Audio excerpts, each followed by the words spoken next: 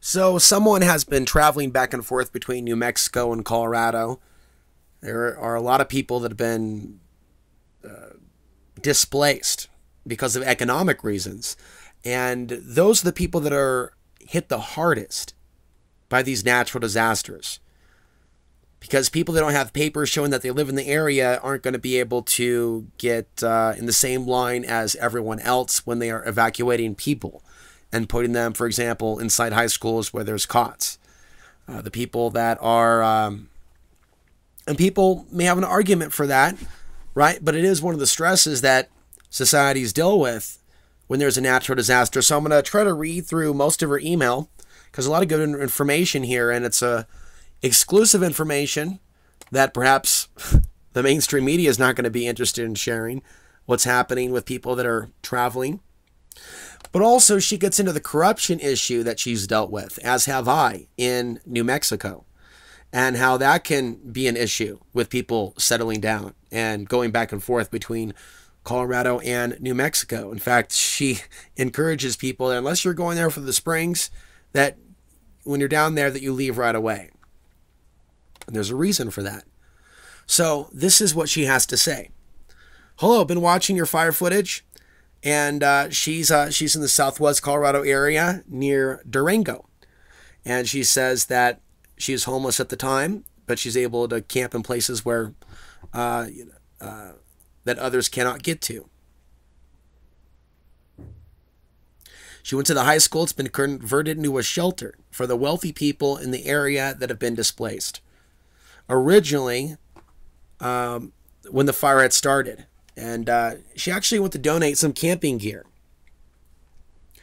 And she noticed how all the quote-unquote full-time homeless people were only allowed to stay outside of the high school and were not allowed to go inside the facility. As the local homeowner residents were in there, they also had the place secured with rent-a-cops and local police. I had found some local articles as they want to move what they perceive as the troublesome homeless people to a uranium mine dump, as they're resolved to have the homeless people have a campsite to go to. I heard from someone else that there is a campsite they're trying to break up, or they have been for some time. So this is new information to me that they're trying to move them to a uranium mine dump. And she sends me a few articles backing up that statement from the Durango Herald. She says also the fires over here are burning pretty strong to the point where you walk into the local library, it smells of smoke once you start going up the mountains towards the San Juan Forest, Hermosa areas.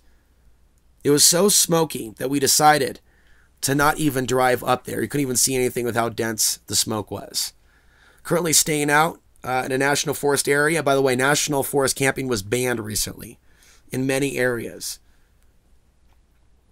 And so it's going back and forth because the situation is uncertain.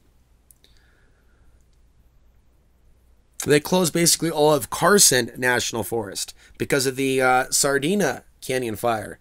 And that one's new to me. I mean, I was looking at the Weston, as it called the Weston fire in Park County. I believe that's an off-grid community. And that fire is up to 4,000 acres at least this morning. And that has led to the shutdown, as I mentioned in a recent video, of Highway 285. These are like critical supply routes. 285 is down. 160 is down. Going back to our email. We've had to travel back and forth from Colorado and New Mexico because of a corrupt government situation. Also recently traveled to basically the entire state of Utah and Arizona, as currently looking for resources to help us with our situation, which that goes into a whole other side of news reporting that people don't understand when it comes to homeless persons.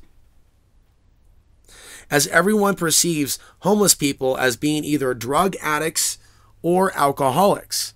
But also another example that recently came out about the subject in regards to no one being able to pay high rents, and then also not having rental rights or habitable places to live, as you pay all your money but your apartment can't be leaking sewer gas like we had dealt with in New Mexico, and even the Attorney General's office won't do anything about it because they are all receiving hush money because the oil and gas industries are running that state.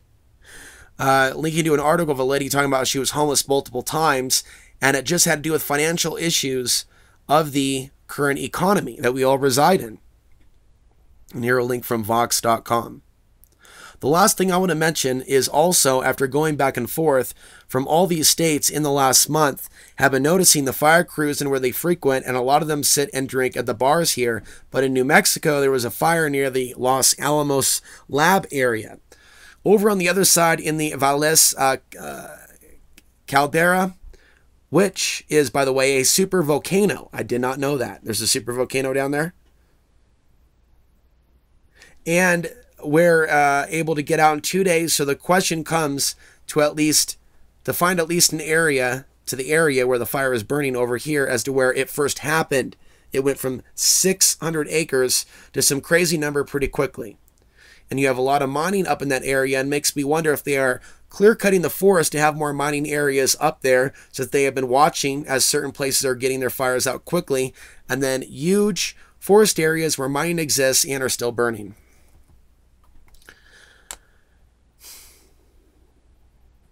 You have to consider, especially since Trump has already come out and talked about how he wants BLM, public lands, state and national lands to be used for mining, if he has his way or is trying to shrink areas to do mining, as currently not far from here over the border in the Chaco Canyon, or even over in the Alamosa area by the Great Sand Dunes. They want to shrink lands for fracking and mining. Hopefully all is well.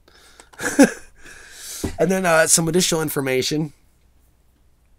After traveling through 4 states and going back and forth between New Mexico and here in southwest Colorado, I've come to the conclusion that no humanity exists anywhere. And if it does, you have to look for it. As I get a laugh for about 3 people a week. But I usually have to make some sort of sarcastic joke to get people to start to normalize. Utah was the worst. I don't suggest anyone going there unless it's Moab or the National Forest to visit, as the Mormons are scary. Like Village of the Damned Children. And they hate veterans and disabled people and will stare at you even if you're going to the local grocery store. I thought that stuff just happened to me. That happens to me in this town.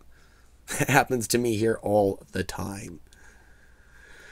That's why, I got an email from someone in Crestone today. That felt good, because I'd like to hope that there are different areas out there. Yeah, I like hope. Hope is good.